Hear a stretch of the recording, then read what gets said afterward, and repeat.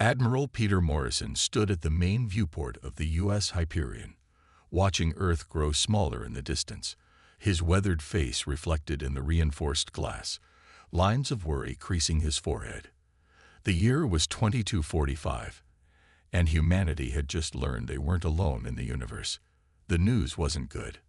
"Admiral, we're receiving another message from the Cosmic Old Guard," Lieutenant Amy Baker said from her communication station. Her voice carried a hint of frustration that matched Morrison's own feelings. "Put it through," he ordered, turning away from the viewport. The holographic display flickered to life, revealing the alien face of Ambassador Zixtal. The being's crystalline features sparkled under distant starlight, a reminder of just how different these ancient species were from humanity. "Your presence is required at the Galactic Council," the alien said without greeting. "Your species continues to expand beyond its approved boundaries." Morrison bit back a sharp reply. The Old Guard, as they were commonly known, had ruled the galaxy for millions of years. They saw humanity as children playing with dangerous toys, never missing a chance to remind Earth's leaders of their proper place in the cosmic hierarchy. In the command center behind him, Linda Carter, Earth's diplomatic envoy, stepped forward. Her calm voice carried years of diplomatic training. "Ambassador, we followed all established protocols for colonial expansion. The Proxima Centauri system was uninhabited when—" "You mistake patience for permission," Zixtal interrupted. "Your species is barely out of its cradle. 10,000 years of civilization does not equal readiness for galactic citizenship." Morrison watched Linda's shoulders tense, though her voice remained steady. "We've achieved faster than light travel independently, according to your own laws, that qualifies us for. Basic physics achievements do not equate to wisdom." The ambassador cut in again. "Your rapid technological growth concerns us. You advance without understanding, build without considering consequences." The admiral had heard enough. "With respect, Ambassador," he said, stepping into view, "humanity has proven itself capable of responsible expansion. Our colonies are peaceful, our ships follow established lanes, and we've made no aggressive moves toward any other species." The crystalline being's features shifted in what Morrison had learned was their version of a condescending smile. "Ah, the military perspective. Tell me, Admiral, how many of your ships now carry quantum weaponry? How many of your crews train in neural interface systems?" Morrison kept his face neutral, but inside his mind raced. How did they know about the neural interface projects? Those were supposed to be classified at the highest levels. "We have the right to develop defensive capabilities." Linda stepped in smoothly. "Nothing in the preliminary agreements prohibits internal technological advancement." "Indeed." Zixtal's tone grew colder. "The Council has reached a decision. Humanity will cease all military expansion immediately. Your colonies will be placed under Old Guard protection, and Earth will accept an advisory committee to oversee your future development." The command center fell silent. Morrison felt his crew's eyes on him, waiting for a response. This wasn't diplomacy anymore. This was an ultimatum. Linda took a careful step forward. "Ambassador, surely we can discuss this. The Human Federation is willing to." "You mistake this for a negotiation," Zixtal said. "You have 30 Earth days to begin compliance. After that, your species will face isolation. No trade, no travel, no communication with the wider galaxy. Choose wisely." The transmission cut off. Morrison turned to Linda, whose diplomatic mask had finally cracked to show real concern. "They can't do this," she said quietly. "We have rights under galactic law." "Laws they wrote," Morrison replied, moving to his command chair. He activated the secure channel to Earth's Security Council. "And laws they can change. How much of the fleet is ready?"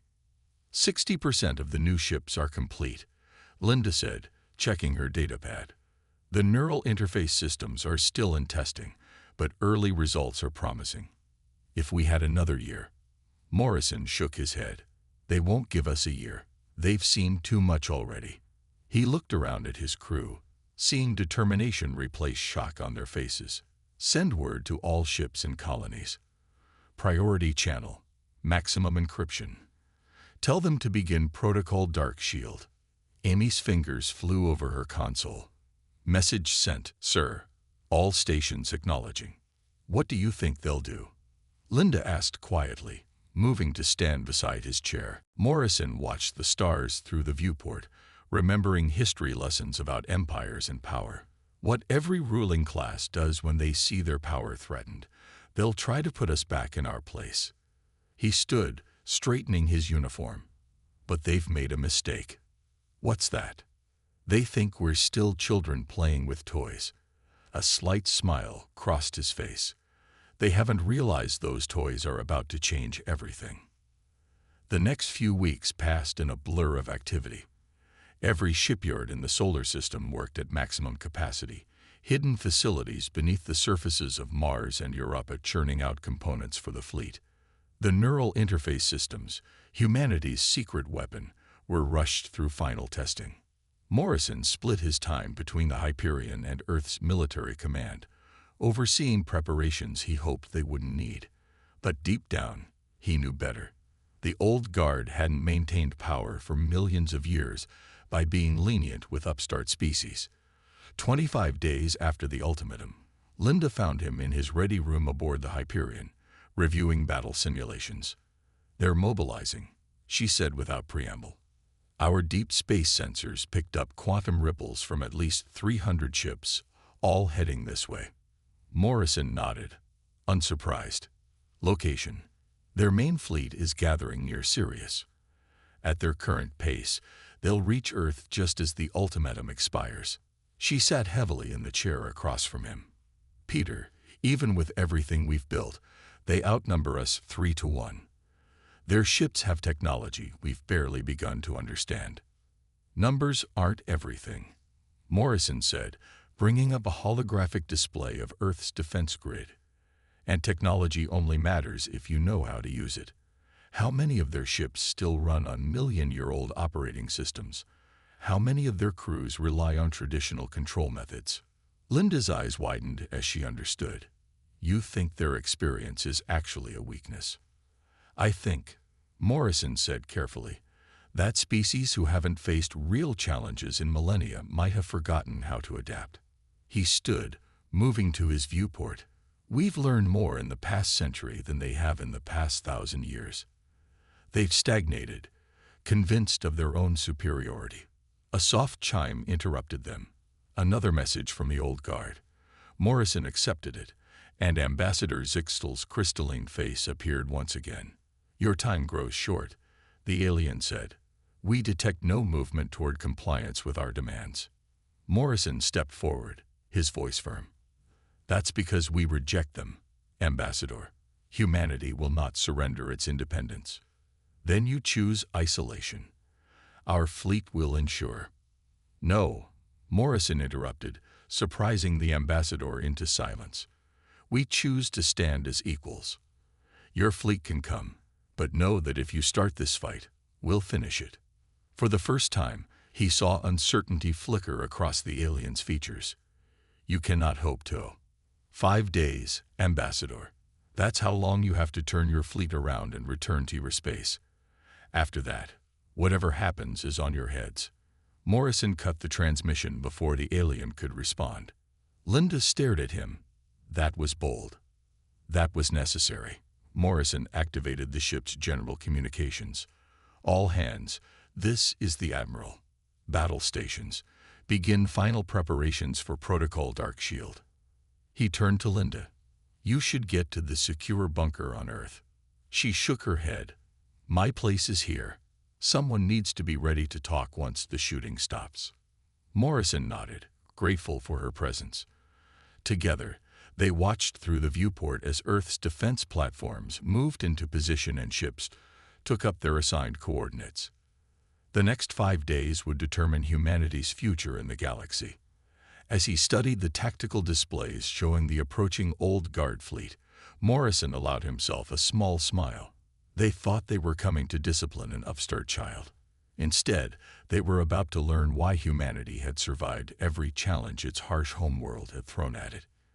The old guard was about to discover that humanity's greatest strength wasn't its technology or its weapons. It was its ability to adapt, to innovate, and to overcome. The next 5 days would change the galaxy forever.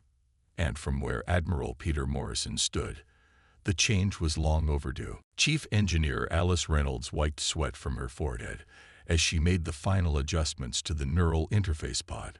The underground facility on Mars buzzed with activity around her, hundreds of technicians and engineers working to prepare humanity's secret weapon.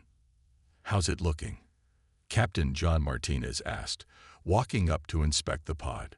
He would be the first to test the new system in actual space combat conditions, and his calm demeanor helped steady Alice's nerves. "The integration is holding steady at 98%, she replied, checking the readings on her tablet. "That's better than we've ever achieved in the simulations. Are you sure you're ready for this?" John smiled, running his hand along the smooth surface of the pod. "I was born ready. My brain linked to a warship's systems. Every pilot's dream." The neural interface system was humanity's greatest breakthrough, a way to merge human consciousness directly with their ship's artificial intelligence. It would give their vessels reaction times and combat capabilities far beyond traditional control methods. If it worked. "Beginning test sequence," Alice announced over the facility's comm system. "All non-essential personnel, clear the testing chamber." As technicians filed out, Susan Wright, head of military R&D, entered through the main doors. Her presence made Alice straighten up. Susan rarely left her office unless something important was happening. "Ready to make history?" Susan asked, looking between Alice and John. "The real question is whether the ship is ready," John replied, climbing into the pod. "How's Our Lady doing?" Alice pulled up the status display of the prototype warship waiting in orbit. The U.S. Valiant wasn't the biggest ship in Earth's fleet, but it was the most advanced. Its systems had been specifically designed to work with the neural interface. "All systems are green," Alice reported, beginning the pod's startup sequence. "Neural dampeners online, quantum processors sensing." "Captain, you'll feel a slight tingling when the connection begins." John closed his eyes as the pod sealed around him. "Starting to feel it. It's different from the simulations. More real." Alice watched the readings carefully. John's brainwave patterns shifted as the interface established its connections, merging his consciousness with the Valiant's AI core. Heart rate normal, blood pressure stable, neural activity within expected parameters. "How do you feel?" Susan asked, leaning toward the pod's communication panel. "I feel huge." John's voice came back, filled with wonder. "I can sense every part of the ship. The reactor core, weapon systems, sensors.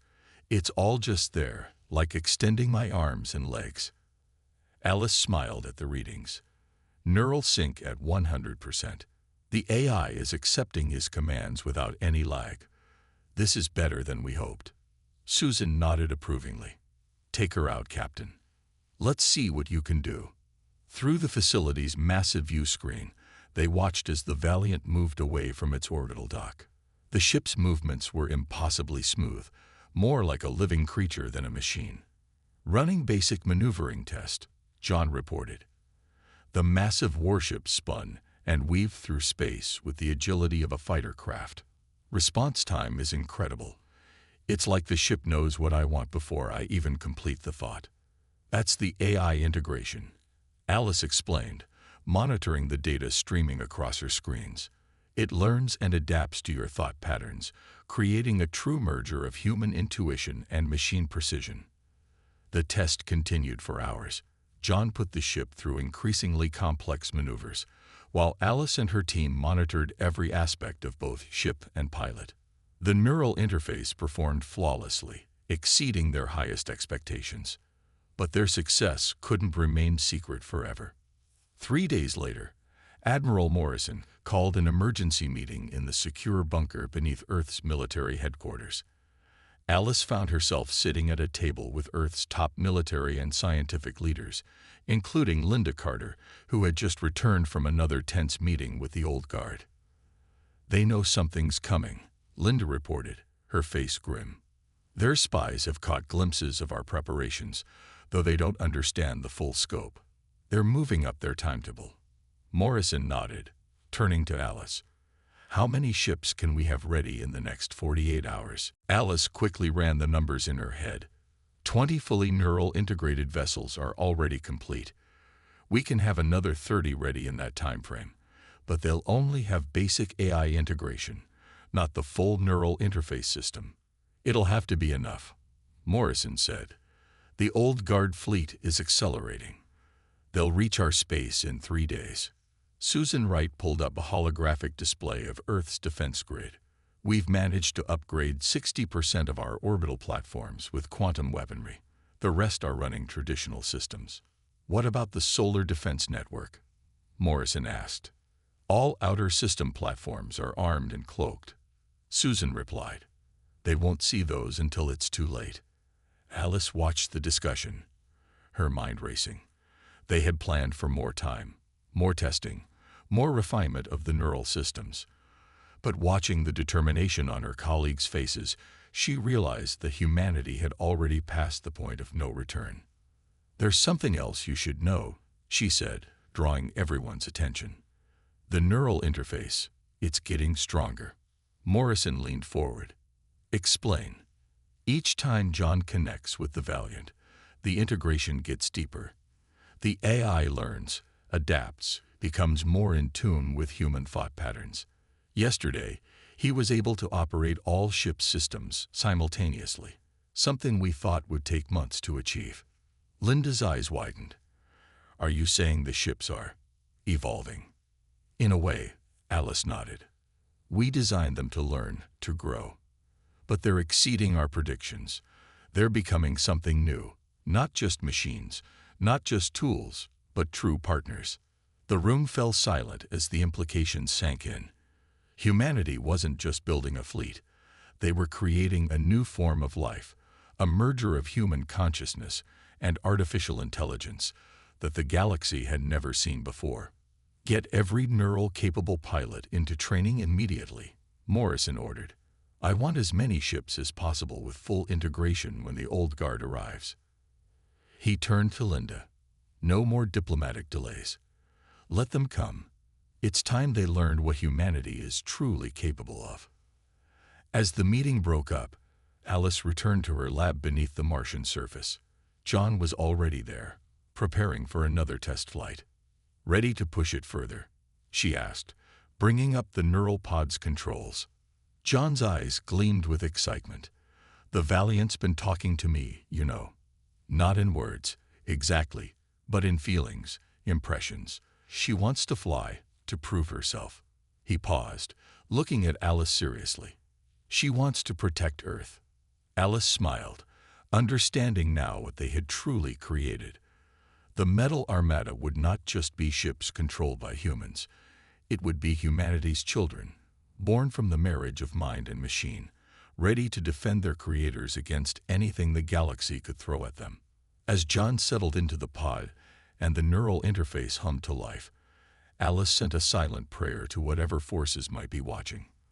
The old guard thought they were coming to put down an upstart species. Instead, they were about to witness the birth of something unprecedented in the galaxy's long history. The revolution wasn't just in their technology.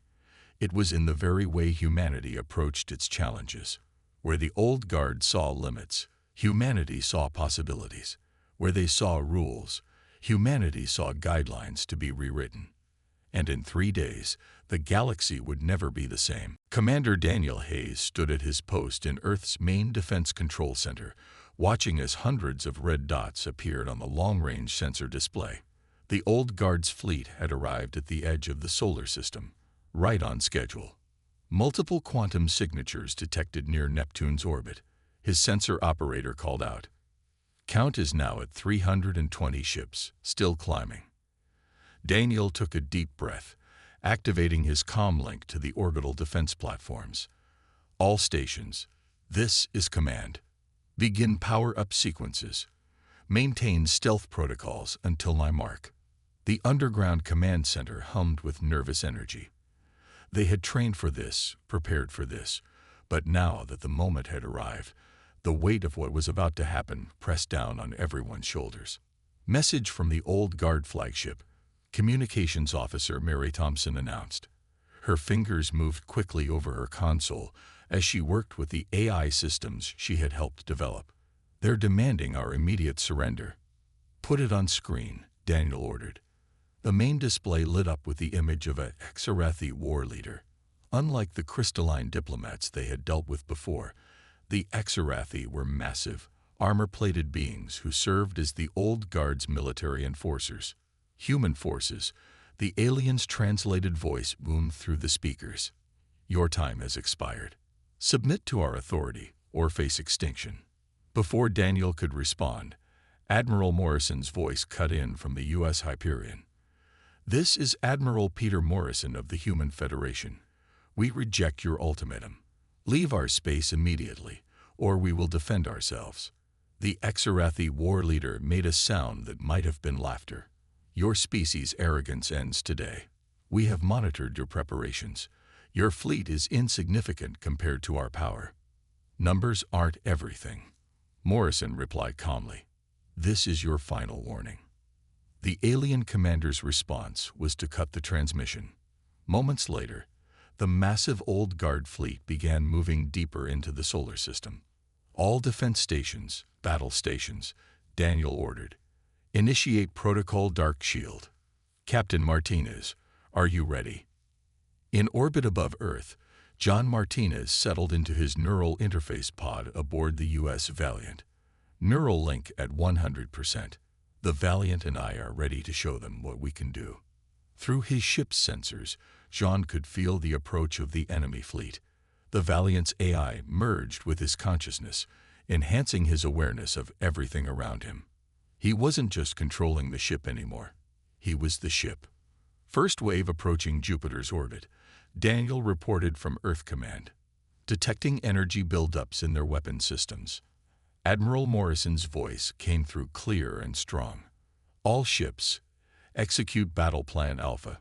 Show them what humanity's metal armada can do. The battle began with a flash of light near Jupiter. The Old Guard's lead ships fired their quantum weapons, expecting to tear through Earth's defenses easily. Instead, their energy beams hit empty space as the human ships moved with impossible speed and precision. They'd never seen ships move like this, John said, the Valiant dancing between enemy fire like a leaf in the wind. Their targeting systems can't keep up with Mural-linked pilots. The first real shock came when humanity's ships returned fire. The Old Guard's shields, technology they had relied on for millennia, flickered and failed against the new weapons Earth had developed. Multiple enemy ships disabled, Mary reported from her station. Their communication networks are in chaos. They didn't expect us to be able to penetrate their defenses.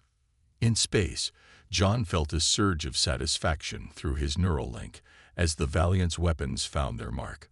The Old Guard ships were powerful, but they were fighting the way they always had, using tactics and technology that hadn't changed in thousands of years. All ships pressed the advantage, Morrison ordered. Don't let them regroup.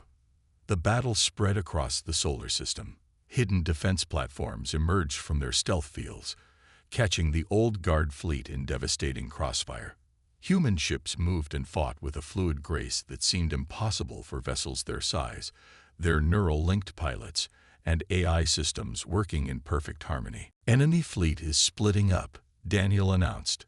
Looks like they're trying to regroup near Saturn. Not going to happen, John said. The Valiant led a squadron of Mural-linked ships in pursuit, their enhanced reactions allowing them to predict and counter every enemy move. In Earth Command, Mary Thompson worked furiously at her console, coordinating with the AI networks she had helped create. Their quantum communication grid is failing. They can't maintain fleet coordination. The Old Guard's mighty Armada, which had struck fear into species across the galaxy for millions of years, found itself being systematically torn apart by ships that fought like nothing they had ever encountered. "Breaking transmission from the enemy flagship," Mary called out. "Patching it through." The HFY war leader appeared on screen again, but this time the arrogance was gone from its voice. "What are you? How are your ships moving like this? It's not possible." Admiral Morrison's reply was calm but firm. "We tried to warn you.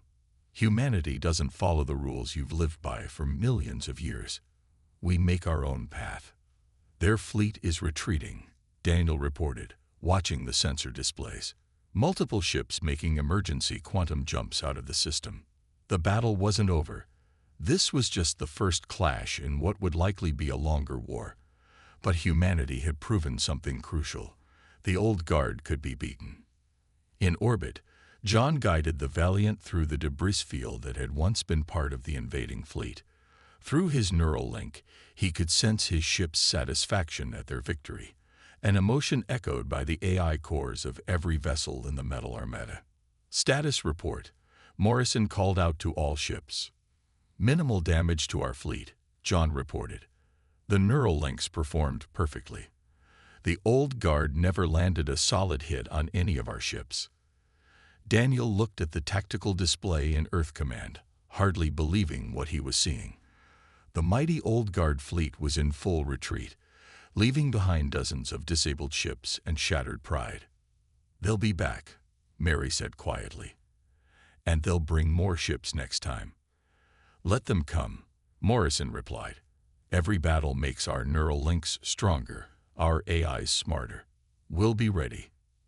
As the adrenaline of battle faded, a new feeling spread through Earth's forces: confidence.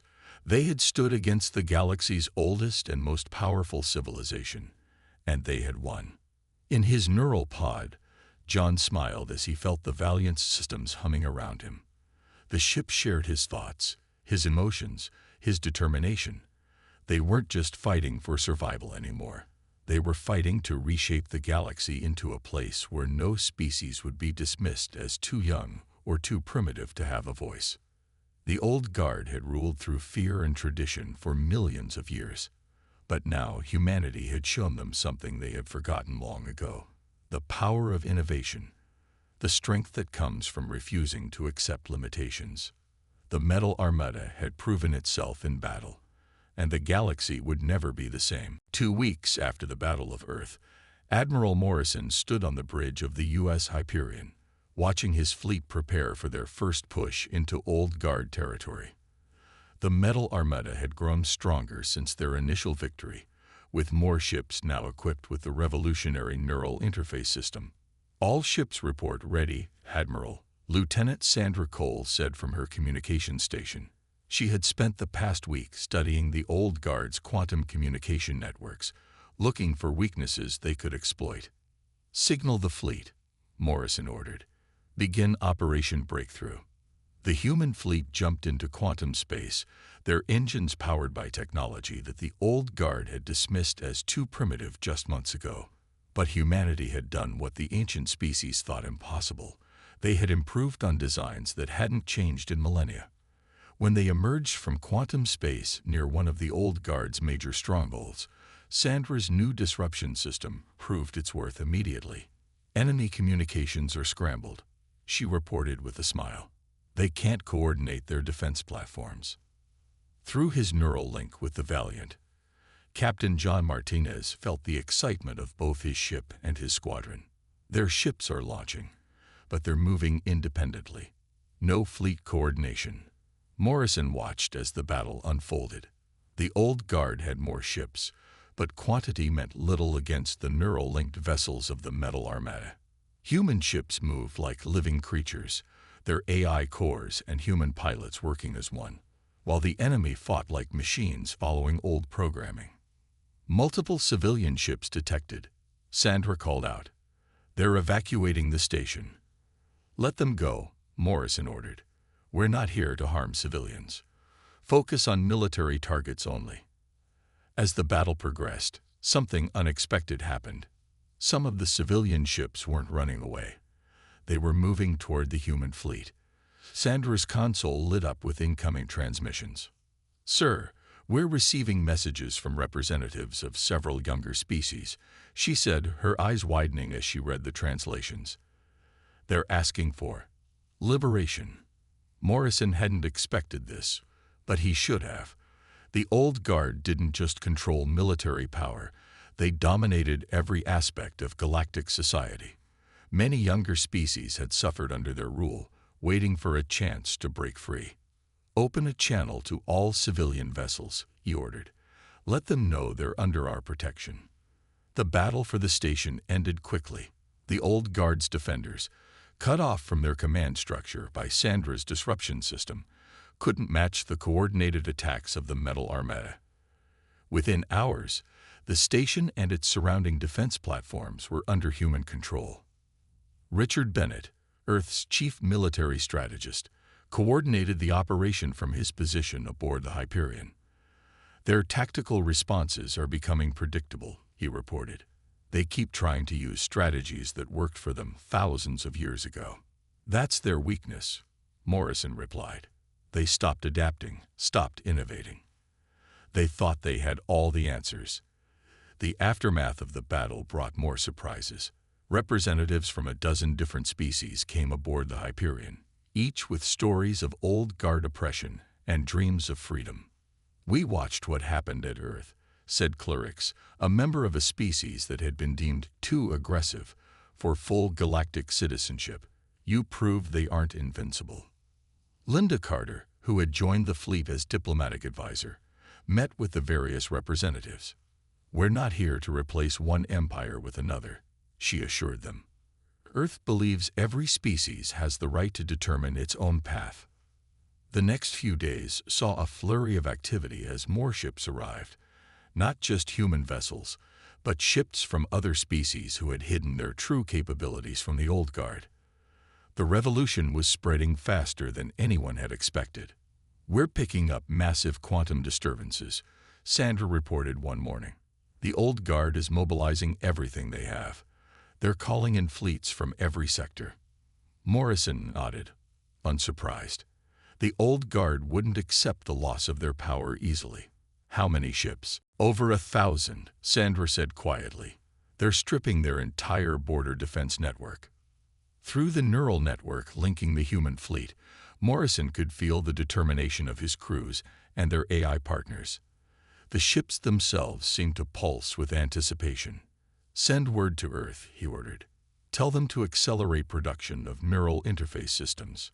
Any species that wants to fight with us should have access to the technology." Linda looked concerned. "Are you sure about sharing our biggest advantage?" Morrison smiled. "That's the difference between us and the old guard. They hoard knowledge, restrict technology, keep others down. We'll grow stronger by helping others rise up." The decision proved crucial in the days that followed. As the old guard gathered their forces for a massive counterattack, ships from dozens of younger species arrived to join the metal Armada. Each brought their own innovations, their own technologies that had been dismissed or suppressed by the old guard. John Martinez, leading training sessions for new neural interface pilots, found that some species took to the technology even better than humans. "Their natural abilities combined with the neural link create possibilities we never imagined," he reported. The old guard's response to this development was predictable. They declared all neural interface technology forbidden under ancient laws. Their pronouncement was met with laughter from the growing alliance of liberated species. "They still don't understand," Sandra said, monitoring the quantum communications of the enemy fleet. "They think they can stop this by quoting rules and regulations." Morrison stood at his viewport, watching as ships of various designs and origins trained together, learning to fight as one fleet. The metal Armada had become more than just humanity's defense force. It was becoming the sword that would cut through millennia of stagnation and oppression. The old guard built their empire on the idea that older means wiser, he said to his assembled command staff. They forgot that age means nothing without growth, without change. They've ruled the galaxy for millions of years, but they stopped learning long ago.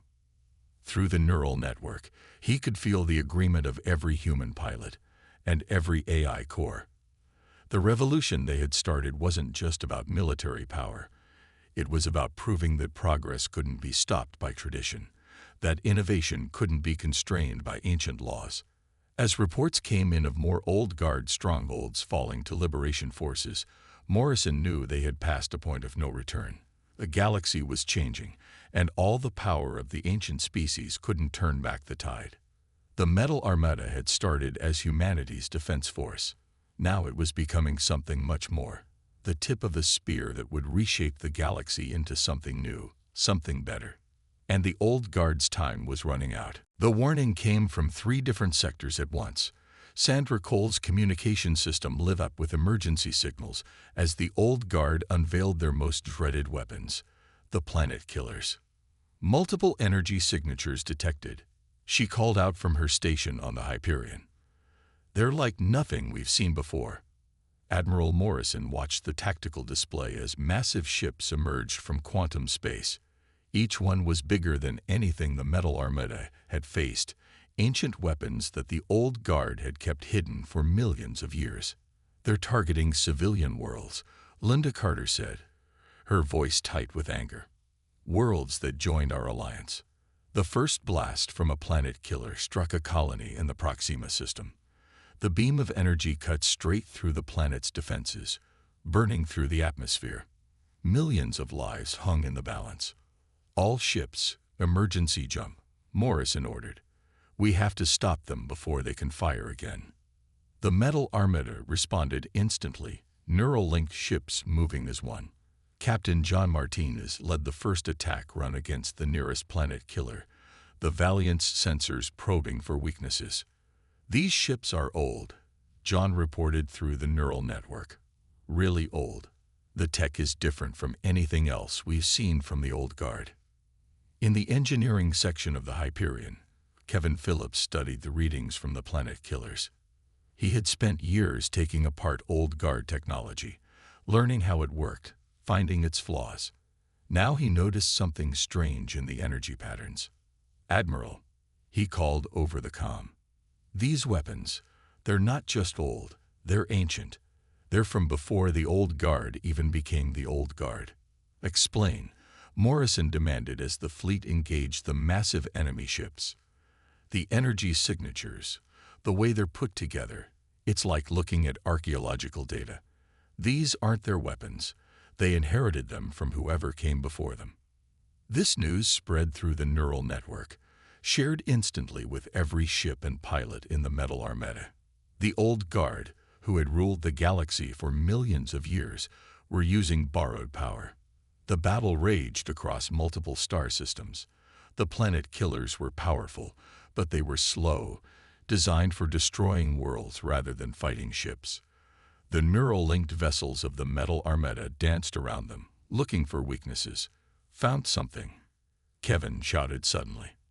"The power systems, they're not properly integrated with the old guard's control systems. There's a gap in the energy flow." Captain Lisa Morgan, leading a squadron of smaller attack ships, processed this information through her neural link. "I see it. The weapon's charging cycle. There's a moment of weakness just before they fire." Morrison watched as Lisa's squadron dove toward the nearest planet killer, timing their attack perfectly. Just as the massive weapon began to power up, their combined fire struck the vulnerable point in its energy system. The result was spectacular. The planet killer's power grid overloaded, ancient systems failing catastrophically. The massive ship broke apart from within, its crew evacuating in panic. "Send the targeting data to all ships," Morrison ordered. "Hit them in that same spot." The tide of battle turned. One by one, the dreaded planet killers fell to precisely targeted strikes. The old guard, who had relied on these ancient weapons as their final trump card, watched in disbelief as their ultimate weapons proved vulnerable to the coordinated attacks of the Metal Armada. But victory came at a cost. Several human ships were lost, their neural-linked pilots fighting to the end to protect civilian worlds. The Proxima colony, though damaged, survived thanks to their sacrifice. In the aftermath, Linda organized rescue operations, while Sandra monitored old guard communications. The enemy's response to the destruction of their planet killers was chaos. Their command structure is falling apart, Sandra reported. Different factions are arguing over what to do next. Some are calling for surrender. Others want to fight to the end. Morrison stood at his viewport, watching as Allied ships from a dozen species helped evacuate damaged colonies. The old guard's gambit had failed, but it had revealed something important about their supposed superiors. "They're not gods," he said to his crew. "They're not even the first. They just found someone else's weapons and built their empire around them." Through the neural network, he could feel the determination of his fleet growing stronger. The old guard had shown their true nature, not all-powerful beings, but privileged inheritors who had hoarded power they barely understood. Linda approached with reports from their allies. "The younger species are angry," she said, "finding out the old guard had these weapons all along, that they could have wiped out any civilization that challenged them. It was their last resort." Morrison replied. "They kept them hidden because using them would reveal the truth, that their power was borrowed, not earned." Kevin's voice came over the comm. "Admiral, we've finished analyzing the debris from the planet killers. The technology, it's incredible. Not just the weapons, but the power systems, the quantum drives. If we can understand how they work, share the data with all our allies," Morrison ordered. "Let everyone study it, learn from it. That knowledge belongs to all species now." The news spread quickly through the liberated sectors of space. The old guard, who had claimed exclusive right to advanced technology, who had forced other species to develop slowly under their supervision, had been sitting on a treasury of ancient knowledge all along. "Their fleet is falling back to their core systems," Sandra reported. "But our long-range sensors are picking up something else. Ships from neutral species entering the war zone. They're coming to join us." Morrison nodded, understanding. The old guard's use of the planet killers had backfired completely. Instead of terrifying the galaxy into submission, they had exposed themselves as frauds, mere inheritors pretending to be creators. "Prepare the fleet," he ordered. "It's time to end this." Through the neural network, every ship and pilot felt the weight of the moment. The Metal Armada had started as humanity's defense force. It had grown into a liberation army. Now it would become the instrument that broke millions of years of stagnation and deception. The old guard had played their last card, unleashing weapons they didn't fully understand in a desperate bid to maintain power. Instead, they had revealed the truth that would destroy their empire. They weren't special. They weren't superior.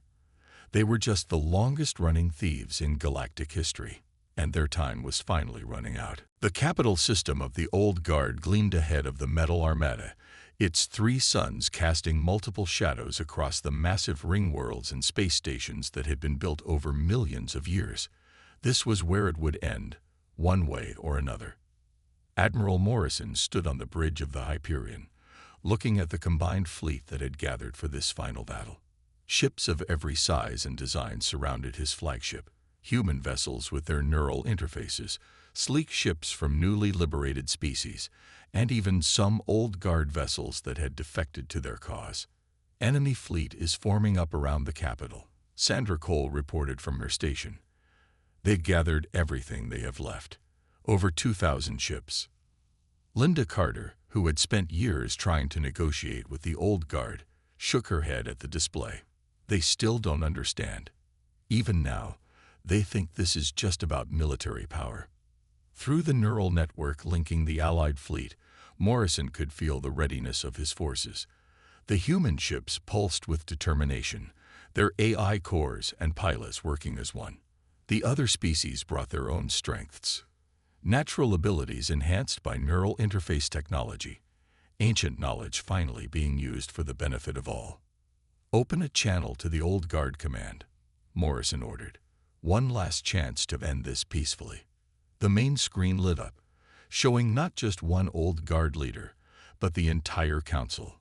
The crystalline beings who had once dismissed humanity as children now looked uncertain, their million-year confidence finally shaken. "You have pushed us far enough," the High Counselor said, their translated voice trying to sound firm. "This is the heart of civilization itself. We will not surrender it to barbarians." "Look around you," Morrison replied calmly.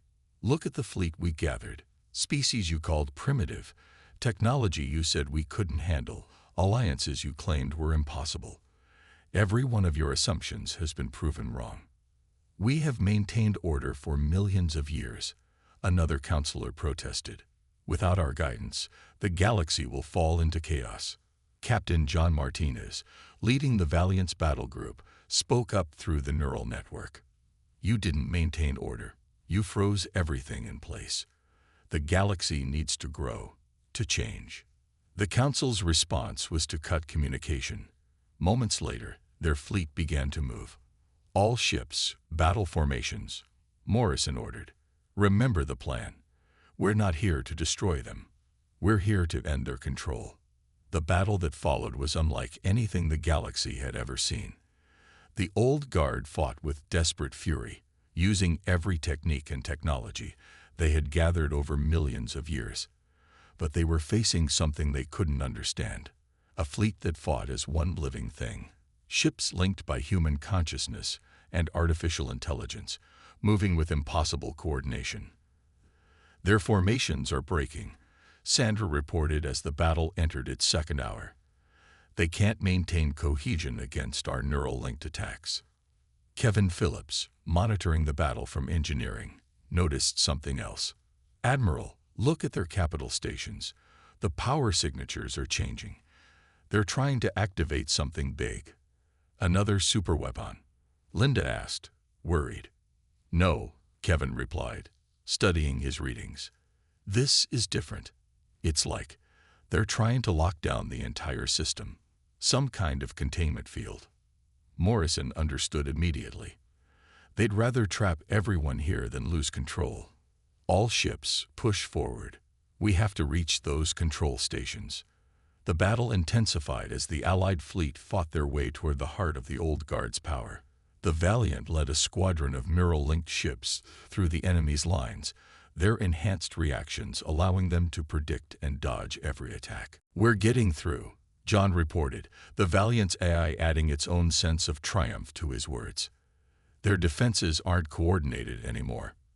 The Old Guard's final gambit failed as their own technology turned against them. The containment field they tried to activate was based on the same ancient systems as their planet killers, systems that Kevin and his team had already learned to counter. "Their control stations are shut down," Kevin announced. "They can't trigger the containment field." The battle wasn't over, but its outcome was no longer in doubt. One by one, Old Guard ships began to power down their weapons. The Council's personal fleet made a final stand around their central station, but even they eventually realized the futility of continued resistance. "We're receiving surrender signals from multiple enemy groups," Sandra reported, her voice tired but happy. "The Council, they're requesting terms." Morrison looked at Linda. "You're up. You know what we need from them." Linda nodded, already preparing for the most important diplomatic meeting in galactic history. The Metal Armada had won the war, but now came the harder part, building a lasting peace. The terms were simple but absolute. The Old Guard would surrender their position as rulers of the galaxy. All species would have equal rights and access to technology. A new galactic council would be formed, with representatives from all civilizations, young and old alike. "They're agreeing to everything," Linda reported, somewhat surprised. I think they're actually relieved. The burden of maintaining their lie for so long." Morrison understood. The Old Guard had been prisoners of their own deception, maintaining an image of superiority that had required constant effort. Now they could finally stop pretending to be gods and simply be one species among many. Through the neural network, he felt the joy and triumph of his fleet. But there was something else too, a sense of responsibility. Humanity and its allies hadn't fought this war just to become the new rulers. They had fought for something bigger, 1 month later, Morrison stood in the newly established Galactic Council chamber, watching representatives from hundreds of species take their seats. The old guard were there too, no longer as rulers but as equals, their ancient knowledge finally being shared freely with all. "What do you think?" Linda asked, standing beside him. "Will it work?" Morrison watched as former enemies worked together, sharing ideas and technologies that had been restricted for millions of years. The neural interface technology that had won the war was now being adapted by dozens of species, each finding new ways to use it. "It'll work," he said confidently. "Not because we're controlling it, but because we're letting it grow naturally. Change is supposed to be messy and unpredictable. That's how you get real progress." The metal Armada remained as a protective force, but its role had changed.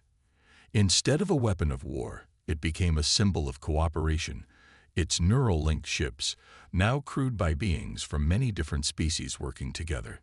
The galaxy was entering a new age, not an age of order imposed from above, but of natural growth and development. There would be challenges and conflicts, mistakes and corrections, but for the first time in millions of years, the future was truly open to all. And that was worth every sacrifice it had taken to get here.